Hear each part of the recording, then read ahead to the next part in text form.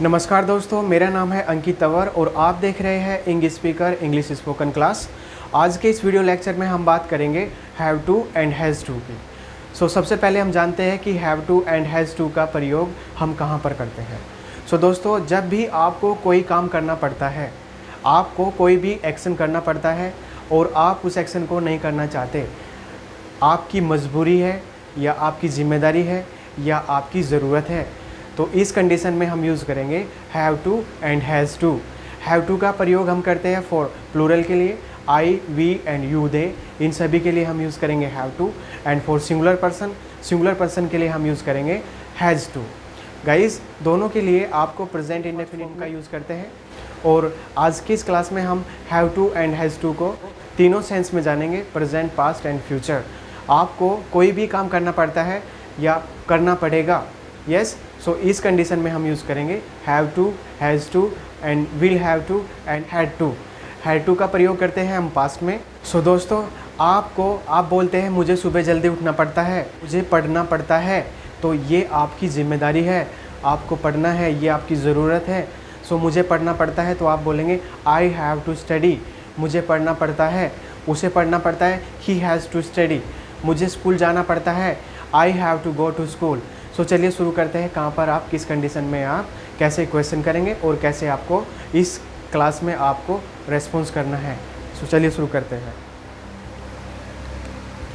Guys, सबसे पहले हम प्रयोग करेंगे हैव टू। हैव टू का प्रयोग हम करते हैं fourth person, second person and third person. दोस्तों, चलिए शुरू करते हैं।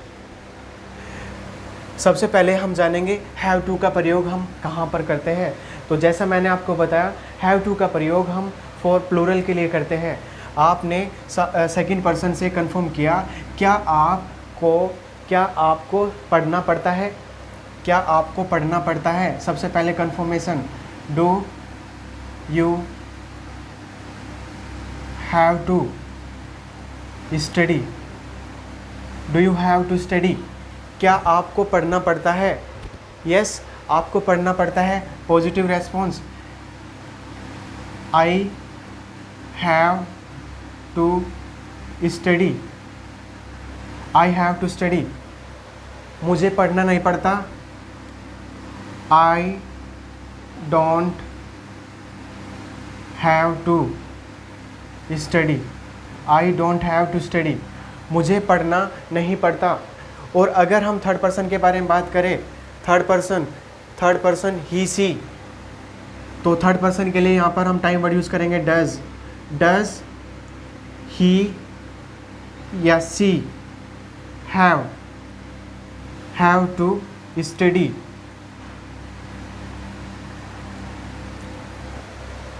थर्ड पर्सन को कोई एक्शन करना पड़ता है, इस कंडीशन में आप यूज़ करेंगे has to. He, she has to study. Negative response, he, she does not have to study, he does not have to study. Guys, ये आपको ध्यान रखना है, थर्ड पर्सन को अगर कोई एक्शन करना पड़ता है, इस कंडीशन में आप हैज़ टू का प्रयोग करते हैं। यस, और अगर आप क्वेश्चन कर रहे हैं, थर्ड पर्सन के बारे में आप क्वेश्चन कर रहे हैं, क्या उसको करना पड़ता है, क्या उसको जाना पड़ता है। यस, इस कंडीशन में आप डज के साथ हैव टू का प्रयोग करेंगे। एंड नेगेटिव रेस्पॉन्स में भी आप डज नॉट के साथ हैव टू का प्रयोग करेंगे। डज के साथ have to and does not के साथ भी हैव टू। पॉजिटिव रेस्पॉन्स में हैज़ टू। गाइज, कुछ एक्शंस यहाँ पर हम अभी यूज़ करेंगे। तो क्या आपको पढ़ना पड़ता है, तो इस कंडीशन में आपने कंफर्म किया, do you have to study, आपको पढ़ना पड़ता है। Yes, I have to study, मुझे पढ़ना पड़ता है। और मुझे पढ़ना नहीं पड़ता, I don't have to study.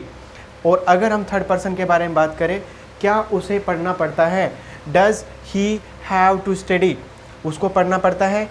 He has to study, उसको पढ़ना नहीं पड़ता, he does not have to study. Guys, third person के लिए आपने पॉजिटिव रेस्पॉन्स में हैज़ टू का प्रयोग किया। नेक्स्ट एक्शन है, क्या आपको अंग्रेजी बोलनी पड़ती है। Do you have to speak English, do you have to speak English. So दोस्तों नेक्स्ट एक्शन की बात करें, क्या आपको स्कूल जाना पड़ता है, क्या आपको सुबह उठकर स्कूल जाना पड़ता है। Do you have to go to school after getting up early. Yes, confirm करेंगे, do you have to go to school, मुझे स्कूल जाना पड़ता है। Yes I have to go to school, मुझे स्कूल जाना नहीं पड़ता। I don't have to go to school. और अगर हम थर्ड पर्सन के बारे में बात करें, क्या उसे स्कूल जाना पड़ता है।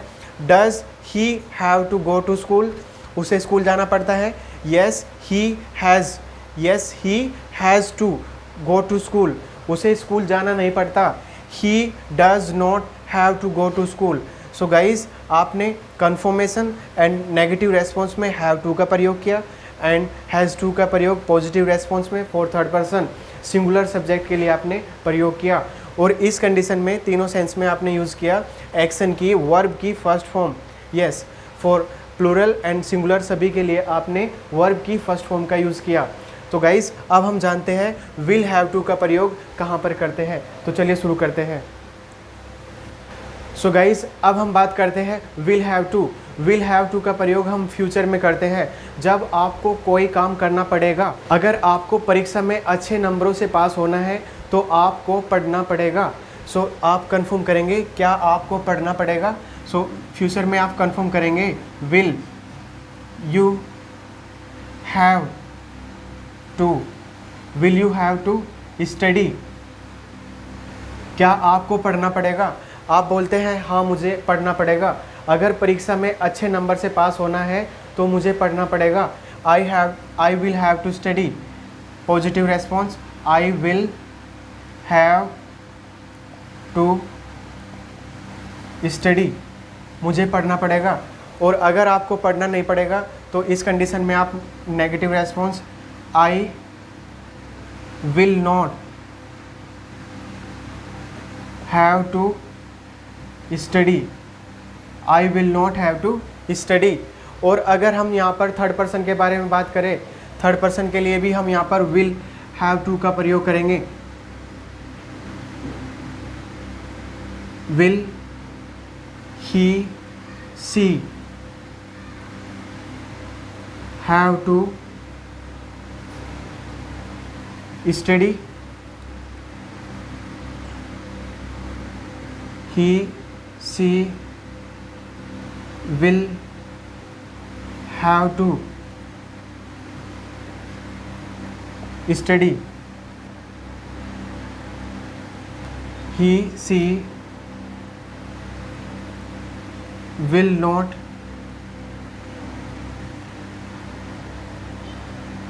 have to study, he she will not have to study। तो यहाँ पर आपने फ्यूचर में आपने तीनों सेंस में positive response and confirmation and negative response में आपने हैव टू का यूज़ किया, विल के साथ have to for singular subject के लिए। और आप बोलते हैं अगर आपको अच्छे नंबरों से पास होना है, अगर आप अच्छे नंबर से पास होना चाहते हो, if you want to pass with good marks, so you will have to study, so you will have to study, आपको पढ़ना पड़ेगा। और अगर आप बोलते हैं क्या आपको स्कूल जाना पड़ेगा, क्या आपको स्कूल जाना पड़ेगा, अगर आप परीक्षा में अच्छे नंबर लाना चाहते हैं तो आपको डेली अटेंडेंस, आपको डेली अपनी प्रेजेंस, आपको स्कूल में जाना पड़ेगा। सो इस कंडीशन के लिए आप यूज़ करेंगे will you have to go to school, will you have to go to school every day, क्या आपको प्रतिदिन जाना पड़ेगा। So will you have to go to school every day.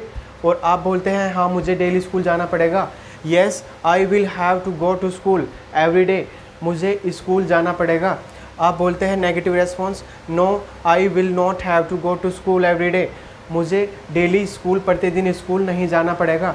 और अगर हम थर्ड पर्सन के बारे में बात करें, will he have to go to school every day, yes he will have to go to school every day, he will not have to go to school every day.